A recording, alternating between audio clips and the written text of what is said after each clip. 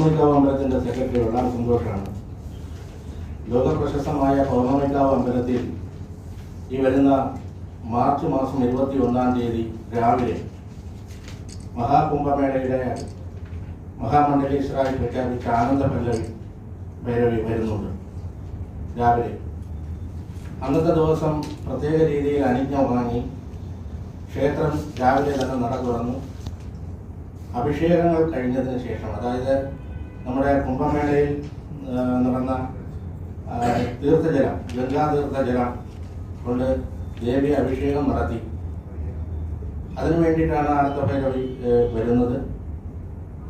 ഉച്ചയ്ക്ക് 12 മണിയോടുകൂടി ചടങ്ങുകൾ കഴിഞ്ഞ് നട അടയ്ക്കുന്നതുമാണ്.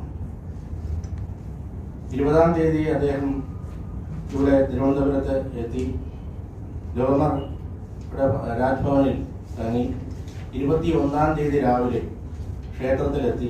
അന്നത്തെ ദിവസം ഉച്ചയ്ക്ക് ശേഷം വൈകുന്നേരം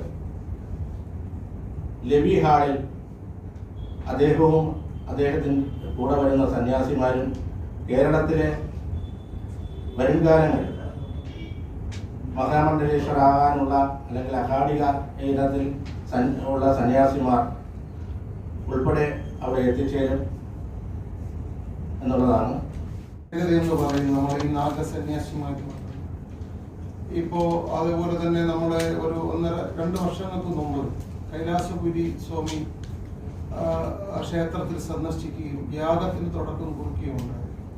അങ്ങനെ ഈ നാഗസന്യാസിമാരും ഈ അഗാഢ സന്യാസിമാരുമായി നമ്മളെ കേരളത്തിൽ ഏറ്റവും കൂടുതൽ ക്ഷേത്രങ്ങളുമായി ബന്ധമുള്ളത് ഈ പൗർണമിക്കാവ് അമ്പലത്തിലാണ്. അതിൻ്റെ ഒരു ബന്ധം കൊണ്ടാണ് ഇപ്പോൾ പ്രയാഗ്രാജിൽ നടന്നിട്ടുള്ള കുംഭമേളയിൽ അവിടെ ഈ പൗർണമിക്കാവ് അമ്പലത്തിന് മാത്രമായി സ്പേസ് കിട്ടിയത് കേരളത്തിലെ ഈ പൗർണമിക്കാവ് അമ്പലത്തിന് മാത്രമാണ്. അപ്പോൾ അത് കേരളത്തിലെ നിരവധി ഭക്തജനങ്ങൾ, ഇപ്പോൾ അവിടെ പോകാൻ പറ്റാത്ത ആളുകൾ, പോയ ആളുകൾ അവിടുത്തെ ജലം കൊണ്ടുവന്ന് വീട്ടിൽ കൊണ്ടുവന്ന് വിശ്വാസികൾ അത് വളരെ പുണ്യമായി കരുതുമ്പോൾ അവിടുന്ന് തന്നെ പ്രയാഗ്രാജിൽ നിന്ന് തന്നെ കൊണ്ടുവരുന്ന ആ ഗംഗയിലെ ജലം ഇവിടെ അമ്മയ്ക്ക് ദേവിക്ക് അഭിഷേകം ചെയ്ത ശേഷം പല ഭക്തജനങ്ങൾക്കും ആ അഭിഷേക ജലം കൊടുക്കാൻ വേണ്ടി സാധിക്കും. ഇതൊരു വലിയ വിശ്വാസ സമൂഹത്തിന് അറിയിക്കുക എന്നുള്ളതാണ് ഈ പത്രസമ്മേളനത്തിന്റെ ഉദ്ദേശവും.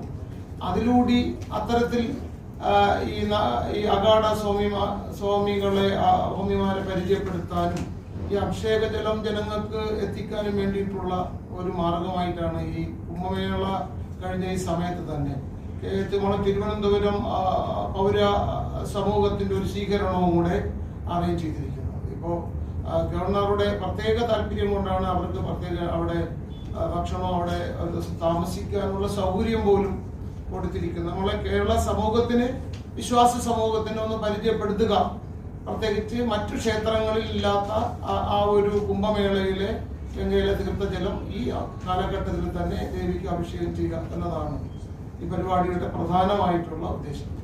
അപ്പൊ എല്ലാ ഭക്തജനങ്ങളുടെയും ഒരു സാന്നിധ്യം മേളയിൽ പങ്കെടുക്കാൻ പറ്റാത്ത ആൾക്കാർക്ക് അതൊക്കെയാണ് ഈ പ്രധാനമായിട്ടും ക്ഷേത്രം ഉദ്ദേശിക്കുന്നത്. വേറെ എന്തെങ്കിലും ചോദിക്കാൻ?